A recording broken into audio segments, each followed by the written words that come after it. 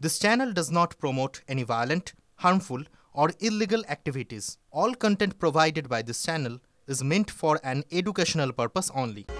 নমস্কার, টিভি9 বাংলা আপনাদের আরো একবার স্বাগত জানাই। আমি শুভজিৎ রয়েছি আপনাদের সঙ্গে। আবারও সিভিক ভলান্টিয়ার, এবার সিভিক ভলান্টিয়ার একা নন, তার পরিবারের বিরুদ্ধে দাদাগিরির অভিযোগ। মানে গোটা পরিবার, সপরিবারে দাদাগিরি। বাড়ির গাছের ফুল তোলার অপরাধে কান ধরে ওঠবোস, মহিলাকে গাছে বেঁধে নির্যাতন করা হয়েছে, অভিযোগ এমনটাই। অপমানে আত্মঘাতী হয়েছেন মহিলা, দাবি পরিবারের। নদিয়ার শান্তিপুর থানার নৃসিংহপুর এলাকার ঘটনা এটি। একটি সিভিক ভলান্টিয়ার এবং তিনি তার পরিবার সমেত, মানে সপরিবারে এই ঘটনা ঘটিয়েছেন বলে এখনো পর্যন্ত অভিযোগ। বাড়ির গাছের ফুল তোলার অপরাধে এখনো পর্যন্ত এইটুকু আমরা জানতে পারছি, আপনাদের জানালাম। আমার সহকর্মী মহাদেবের কাছে আরো বেশ কিছু তথ্য রয়েছে। মহাদেব, কি ঘটনাটা ঘটেছে, কি কারণে পরিস্থিতি এমন পর্যায়ে গেল যে অপমানে ওই মহিলা নাকি আত্মঘাতী হয়েছেন? একেবারে দেখো, এই মর্মান্তিক ঘটনার খবরটি পাওয়া যায়, যেটা শান্তিপুর থানার কর্মরত এক সিভিক ভলান্টিয়ার পরিবারের বিরুদ্ধে। যেটা অভিযোগ উঠে আসছে যে গ্রাম বাংলায় বিভিন্ন বাড়িতে কিন্তু ফুল গাছ আছে, আর সেই ফুল গাছ বিভিন্ন মানুষ কিন্তু অনেক সময় ফুল নিয়ে তারা পুজোর জন্য ব্যবহার করেন। গতকালকের ঘটনা কিন্তু তাই হয়েছিল যে ভোরবেলায় আজকের যখন ফুল তুলতে যায়, এরপরই যেটা অভিযোগ উঠে আসছে যে ওই পরিবারের সদস্য যারা রয়েছেন সিভিক ভলান্টিয়ারে, তারা রীতিমতো তাকে শাসানি দেয়, ভয় দেখায়, হুমকি দেখায় এবং পাশাপাশি যেটা কান ধরে উঠবোস করানো হয়। কান ধরে উঠবোসের পাশাপাশি গাছে বেঁধে তাকে নির্যাতন চালানো হয় বলে অভিযোগ। এরপরই ওই মহিলা কিন্তু আত্মঘাতী হন, অর্থাৎ বাড়ি গিয়ে তিনি আত্মঘাতী হন। মহাদেব একটু থামাচ্ছি। সেটা হচ্ছে যে একজন গাছের ফুল তুলতে গেলেন, তাকে ধরে অপমান করা হলো, অপমান করা হওয়ার পর তাকে গাছে বাঁধা হলো, বেঁধে তারপর নির্যাতন চালানো হলো। এটা কোন জায়গাটায় ঘটলো? এটা কোনো গোপন জায়গায় ঘটলো? একজন মিলে করলো কি? আর যদি করেই থাকে এটা কেউ দেখতে পেলো না? আমি অবাক লাগছে। একদমই অবাক করার ঘটনা।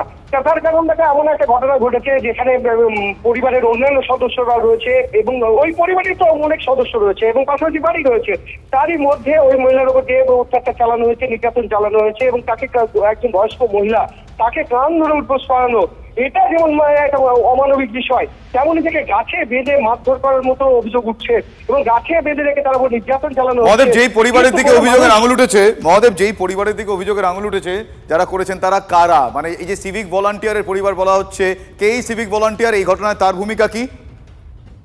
দেখো, ঘটনার সময় সিভিক ভলান্টিয়ার ছিল না, কিন্তু পরিবারের পক্ষ থেকে বারবার সিভিক ভলান্টিয়ারের কথা বলা হয়েছে, যেটা মৃতের পরিবার থেকে জানানো হচ্ছে যে তাকে ভয় দেখানো হয়েছে যে তাদের পরিবার সিভিক ভলান্টিয়ার পুলিশ চাকরি করেন, তার বিরুদ্ধে অনেক ব্যবস্থা নিতে পারেন, অনেক ধরনের আইনি সমস্যা হতে পারেন, বিভিন্ন সমস্যা করতে পারেন এই যিনি ফুল নিয়েছিলেন তার পরিবারের। এই অভিযোগেই কিন্তু তাকে যেমন নির্যাতন চালানো হয়, পাশাপাশি কিন্তু তার উপরে যে ধরনের অত্যাচার করা হয় তারই কারণে তিনি কিন্তু বাড়ি ফিরে গিয়ে কিন্তু আত্মঘাতী হন। মহাদেব, তুমি আমার সঙ্গে থাকো, একটু তোমার সাথে কথা বলবো। কিন্তু যাদের পরিবারের সদস্যের মৃত্যু হয়েছে, হ্যাঁ, সেই পরিবারের মানুষজন তারা অভিযোগ করছেন যে অপমানে তিনি আত্মঘাতী হয়েছেন। তাদের কি অভিযোগ, একবার শুনুন তাদের মুখ থেকে।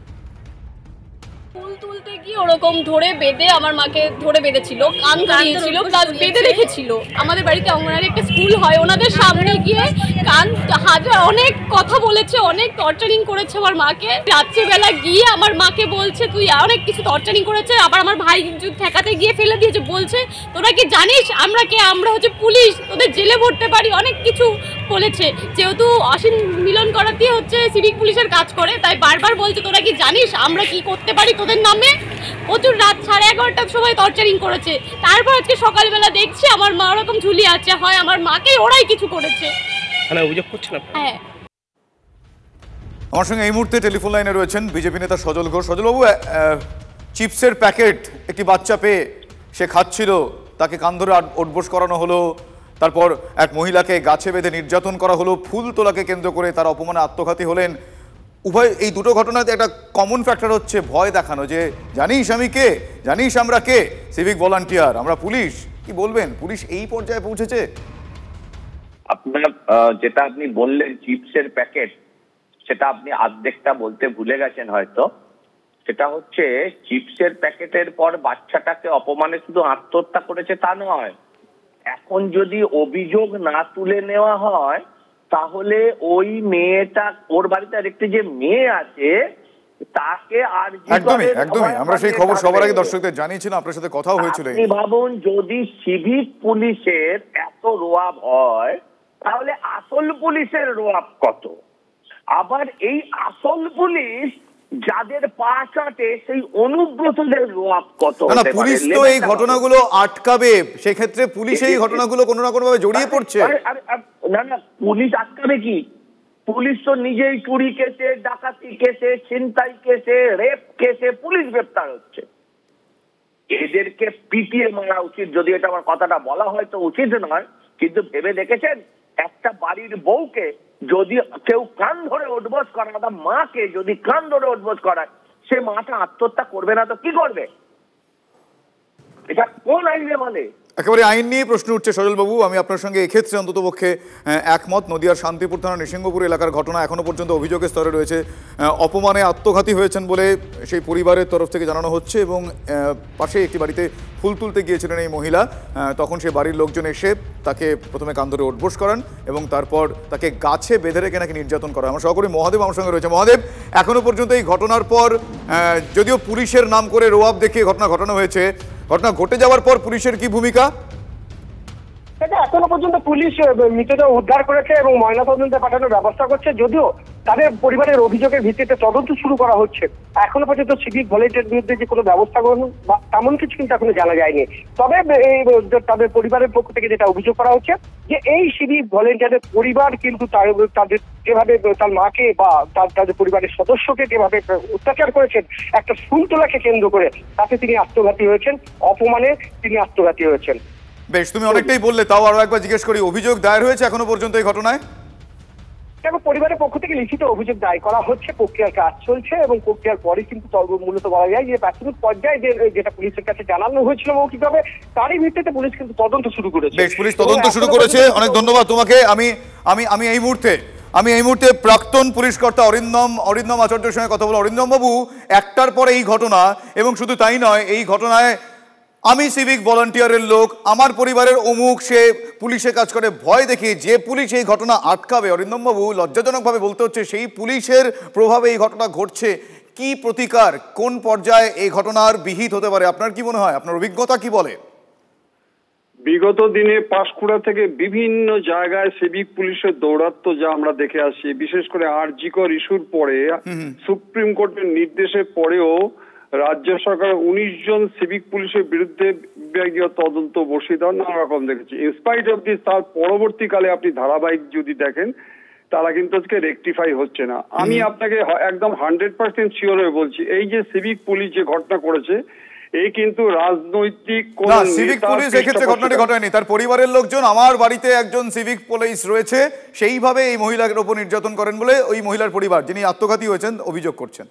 না, আপনারা বলছেন তো কে গেছে আত্মহত্যা করেছে, কে থ্রেট করেছে সেটা আমাকে একটু বলুন। থ্রেট করেছেন যারা তাদের বাড়ির যিনি অন্যতম আয় করেন, তিনি পুলিশে চাকরি করেন, তিনি সিভিক ভলান্টিয়ার। তার বাড়ির লোকজন বলেছেন যে পুলিশের ভয় দেখিয়েছেন, মানে পরিবারের সদস্যের ভয় দেখিয়ে এই ধরনের রোয়াব তারা দেখিয়েছেন। যে মহিলা তাদের বাড়িতে ফুল তুলতে এসেছিলেন, তাকে প্রথমে তারা কান ধরে উঠবোস করান, তারপর গাছে বেঁধে রেখে নির্যাতন করেন, এবং তিনি নাকি অপমানে আত্মঘাতী হয়েছেন, সেটা তার পরিবারের লোকজনের অভিযোগ।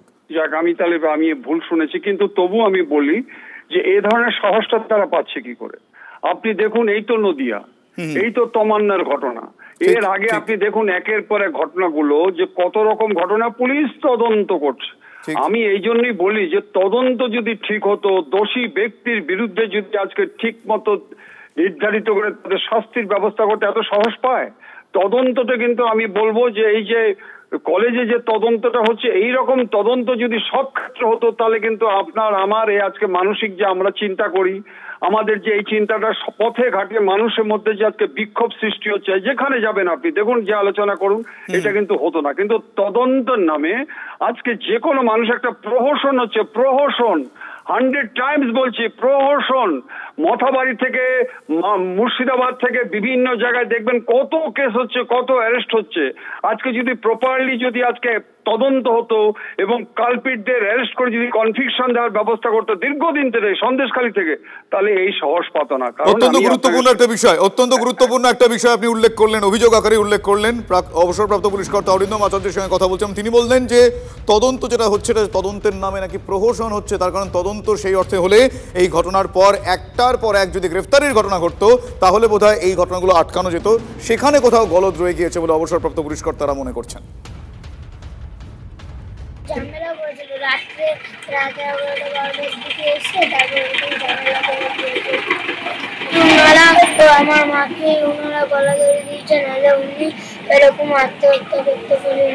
আবার আমার ভাই ঠেকাতে গিয়ে ফেলে দিয়েছে, বলছে তোরা কি জানিস আমরা কে, আমরা হচ্ছে পুলিশ, তোদের জেলে ভরতে পারি, অনেক কিছু বলেছে। যেহেতু অসীম মিলন করাতে হচ্ছে সিভিক পুলিশের কাজ করে, তাই বারবার বলছে তোরা কি জানিস আমরা কি করতে পারি তোদের নামে।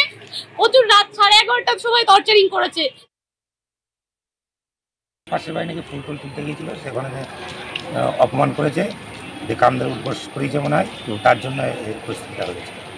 সামান্য একটু ফুলের জন্য এই ঘটনা? সামান্য ফুলের জন্য। কিভাবে মারা গেছেন উনি? গলায় দড়ি দিয়ে। অন্যদিকে ফালাকাটায় প্রকাশ্যে তৃণমূল পঞ্চায়েত সদস্যের দাদাগিরি, মহিলাদের গায়ে হাত তোলা হয়েছে বলে অভিযোগ। শাসক নেতার দৌরাত্মে এলাকার মহিলারা ফুঁসছেন, গ্রামে হুমকি দেওয়া হচ্ছে বলে অভিযোগ। নিরাপত্তার দাবিতে মিছিল করা হচ্ছে। কুঞ্জনগর বাজার বন্ধ করে দেওয়া হয়েছে। অভিযুক্ত তৃণমূল পঞ্চায়েত সদস্য অসিত করের গ্রেফতারের দাবি করছেন তারা। ময়রাডাঙ্গা এলাকায় প্রকল্প নির্মাণকে কেন্দ্র করে বচসা, প্রকল্পের কাজে বাধা দেন স্থানীয়রা। আন্দোলনকারীদের প্রকাশ্যেই মারধর করেন পঞ্চায়েত সদস্য অসিত কর। অভিযোগ এমনটাই, রাস্তায় ফেলে মারধর করা হয় মহিলাদের। সেই ভাইরাল ভিডিও প্রকাশ্যে আসতেই চাঞ্চল্য ছড়িয়ে পড়ে। কেস করবো, এটা করবো, খারাপ ভাষা করে গালাগালি করছে। আপনারা কেন গেছিলেন ওখানে? ওই সে বন্ধ করার জন্য। তারপরে গিয়ে সে করলো, ওই যে টানাটানি করছে, এমনি লাথালাথি করছে, এসে পাথর যা পাইছে তাই দিয়ে মারামারি করছে। কে করেছে? অসিত কর। না, আমি মারধর করাই নাই। এটা যদি দেখাতে পারেন কোনো ছবিতে আমি মারছি, আমি শুধু আত্মরক্ষাই করছি, যে আমাকে মানে বাঁচতে হবে। এখানে এতগুলো লোক আমাকে ঘিরে ধরছে, আর পাশে কিন্তু আরো 25-30 জন মহিলা কিন্তু মানে আসছিল। যদি মারছেন এরকম দেখা গেলে কি বলবেন? হ্যাঁ, তাই সেখানে আইনে যা ব্যবস্থা আছে আমার সাজা দিলে আমি সাজা মাথা পেতে নেব। শাসক যেখানে নিজেই আইন, সেখানে শাসক দলের যারা প্রতিনিধি তাদের বিরুদ্ধে আইন ব্যবস্থা নিলে কসবা থেকে শুরু করে বাকতুই, মালদা, মুর্শিদাবাদ কোনোটাই ঘটতো না। লক্ষ্য একটাই, মানুষকে ঐক্যবদ্ধ হতে হবে, এই অপদার্থ রাজনৈতিক জঞ্জাল তৃণমূল কংগ্রেসকে ক্ষমতার থেকে সরাতে।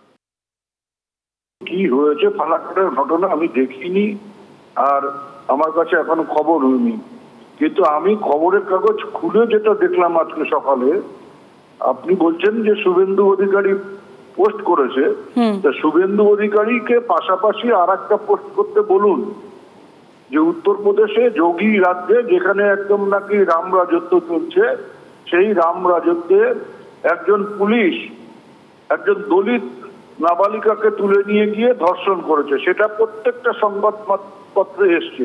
সেটা নিয়ে যদি শুভেন্দু অধিকারীর কোনো বক্তব্য থাকে সেটা যেন পোস্ট করে জানায়।